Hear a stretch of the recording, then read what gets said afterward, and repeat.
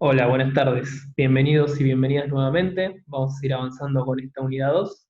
En este caso, vamos a avanzar con el tema sector público.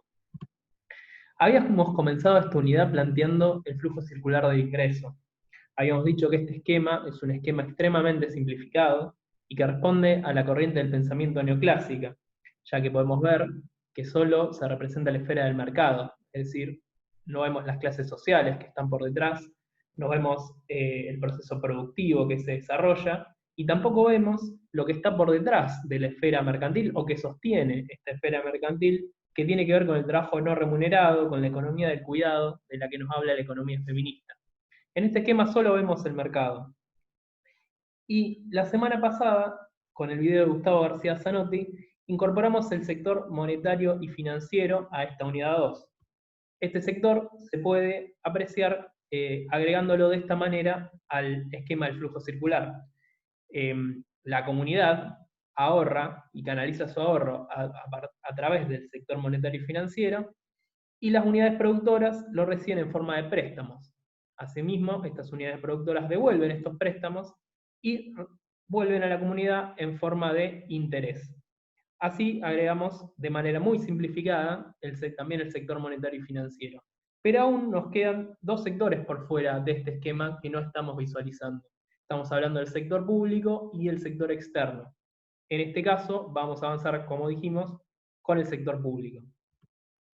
Habíamos planteado también esta ecuación macroeconómica, donde decíamos que el PBI desagregado desde el enfoque del gasto, lo podíamos ver como el consumo de las familias, la inversión de las empresas, el gasto del Estado y las exportaciones netas de importaciones. Justamente este gasto público es el que estaremos analizando en la clase de hoy. Vimos en la clase de Keynes que entre las herramientas que tiene el Estado se encontraba la política fiscal. Esta política fiscal se podía plasmar en forma de transferencias o de obras públicas. Además nos decía Keynes que el gasto público es un dinamizador de la demanda efectiva en casos de que otros componentes se encuentren deprimidos o bien que no se encuentren en ese equilibrio que nos hablan los neoclásicos. Justamente si analizamos la coyuntura actual, podemos ver que el consumo se encuentra deprimido, es decir, las familias en esta coyuntura en la que nos encontramos no están gastando, por ejemplo, en bares o restaurantes, no están gastando en cines o teatros, no están gastando en hoteles, es decir, gran parte del consumo que realizaban las familias no se está realizando.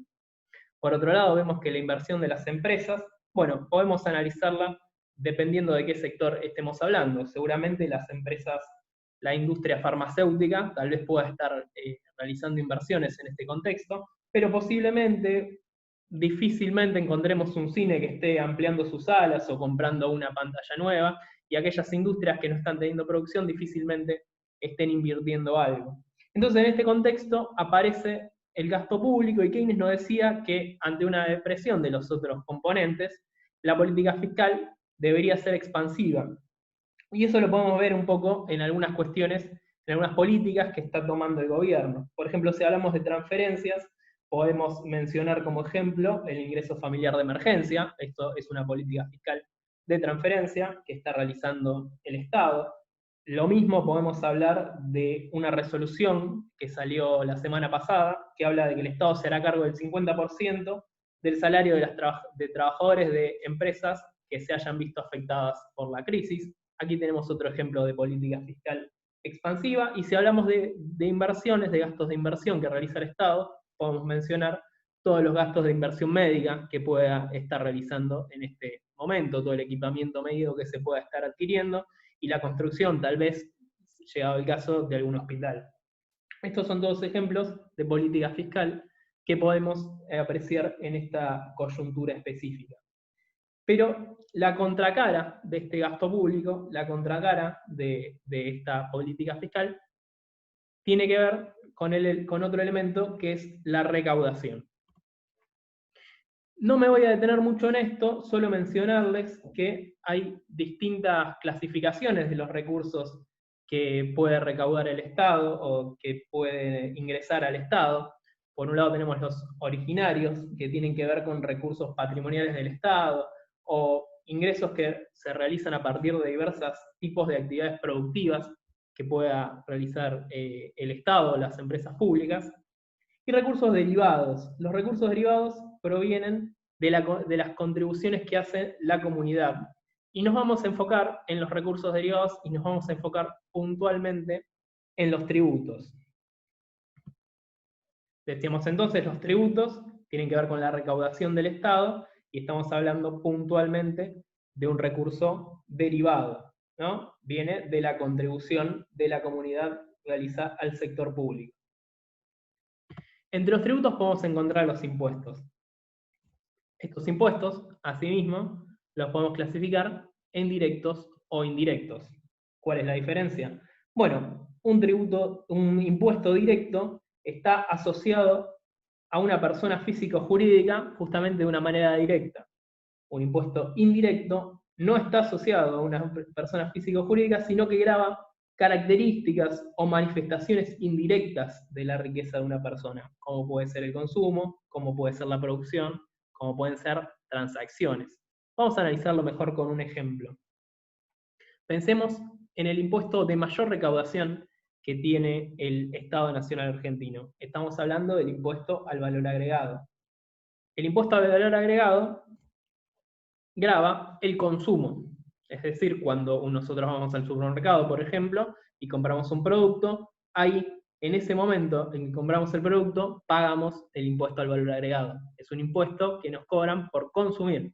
Es decir, no están gravando directamente a una persona física o jurídica, ni a la riqueza, ni al ingreso de una persona física o jurídica, sino a una manifestación de esa riqueza, que es el consumo. Es por eso que el IVA es un impuesto indirecto. Pensemos en un impuesto directo. Bueno, el 20% de la recaudación aproximadamente tiene que ver con el impuesto a las ganancias. El impuesto a las ganancias grava directamente los ingresos de personas físicas o jurídicas. Entonces es un impuesto directo. Pero esta no es la única clasificación en la cual nos vamos a detener. Los impuestos también se pueden clasificar en progresivos o regresivos. ¿Qué significa esto? Bueno, un impuesto es progresivo cuando su alícuota, es decir, crece si la renta es mayor.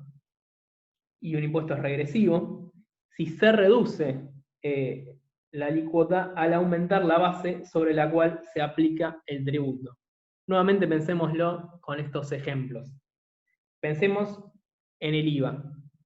El IVA es un impuesto progresivo o regresivo, es decir, ¿su alícuota crece si la renta es mayor o no?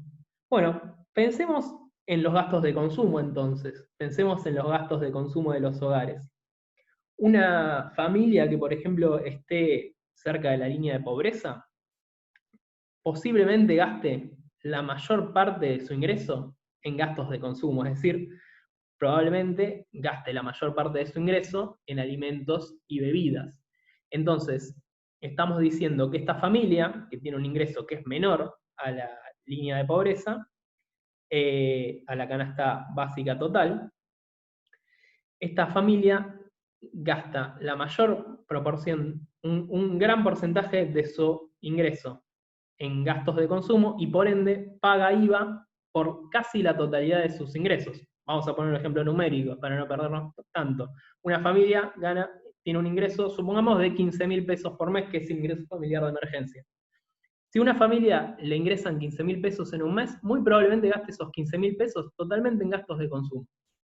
Esos 15.000 pesos van a pagar IVA en su totalidad. Es decir, esa familia va a pagar un 21% del total de lo que percibe en IVA.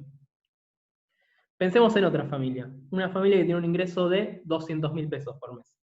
Esa familia posiblemente no gaste la totalidad de su ingreso en consumo. Es decir, proporcionalmente va a gastar, le van a gravar el consumo en una proporción mucho menor a esta primera familia donde la totalidad del ingreso estaba grabado. Es decir, la familia con menores ingresos paga una mayor proporción de IVA que la familia que tiene más ingresos. Es por eso que el IVA es un impuesto regresivo. Por otro lado, ganancias, bueno, ganancias, las personas con menores ingresos no pagan ganancias. Y se paga una mayor proporción a medida que los ingresos crecen. Entonces, ganancias es un impuesto progresivo. Los impuestos se dice que son un tributo no vinculado. ¿Qué significa?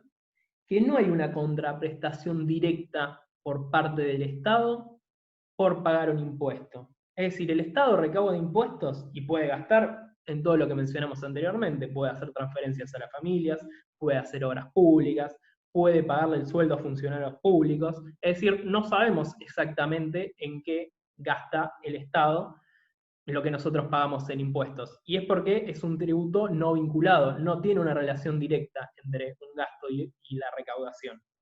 Pero sí existen tributos vinculados, que son las tasas. En las tasas hay una reciprocidad entre lo que se paga y lo que se recibe. Ejemplo de una tasa, por ejemplo, la TGI municipal, es decir, la tasa general de inmuebles que recauda la Municipalidad de Rosario. Como contraprestación del pago de la TGI, la municipalidad brinda alumbrado, barrido, limpieza, es decir, similar a la ABL que se cobra en la Ciudad de Buenos Aires. Esa es una retribución directa que la Municipalidad de Rosario otorga a quienes pagan las tasas municipales. Los impuestos no tienen una retribución directa. Finalmente vamos a terminar este video hablando de la ley de presupuesto. Todos estos gastos que realiza el Estado y todas estas recaudaciones que realiza el Estado tienen que estar plasmadas en la ley de presupuesto. La ley de presupuesto se sanciona todos los años y es conocido como la ley de leyes. Es decir, se planifican todos los ingresos que recibe el gobierno y cómo lo van a aplicar en distintos ámbitos: seguridad social, educación, salud, seguridad y justicia. ¿Cómo se planifica? ¿Cuáles son las etapas de esta ley de presupuesto? Bueno, tenemos una primera etapa que es la formulación presupuestaria. El Poder Ejecutivo, en base a distintos anteproyectos que le presentan las instituciones que forman parte de la administración pública, fija prioridades y fija qué recursos va a recaudar y qué gastos realizará en el próximo ejercicio, es decir, en el próximo año. Y esta formulación que realiza debe mandarla al Congreso antes del 15 de septiembre. Luego va la etapa de discusión y de aprobación. Es decir, el proyecto ingresa por la Cámara de Diputados y puede tener modificaciones o simplemente su aprobación, y luego pasa a la Cámara de Senadores, donde tienen el mismo tratamiento. Si al comenzar el nuevo año, es decir, llegado el 1 de enero, no se aprobó el presupuesto, rige el presupuesto del año anterior. Es decir, empezado el año, el presupuesto que se toma es el que había sido sancionado el año antes y no en este corriente ejercicio. Luego llega la ejecución presupuestaria, es decir, desde el 1 de enero hasta el 31 de diciembre, se ejecuta el presupuesto en base a lo planificado. Finalmente tenemos una etapa de seguimiento y evaluación. Este seguimiento y evaluación es tanto interno como externo.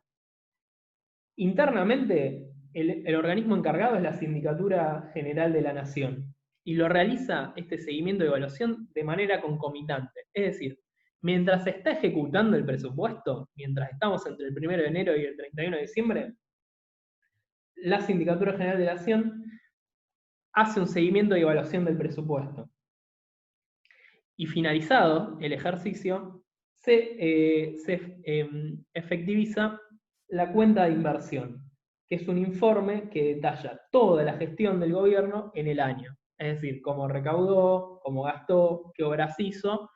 Toda esta cuestión se presenta en la cuenta de inversión. Y esta cuenta de inversión es evaluada por un organismo externo, que es la AGN, la Auditoría General de la Nación. Recordemos que la Auditoría General de la Nación tiene personería jurídica propia, es independencia funcional. De hecho, el presidente de la AGN es designado a propuesta del partido de oposición con mayor presencia en el Congreso. En este caso, en nuestro país, el titular es Jesús Rodríguez, que fue propuesto por la Unión Cívica Radical, que forma parte del Frente Cambiemos, que es el frente de oposición con mayor presencia parlamentaria.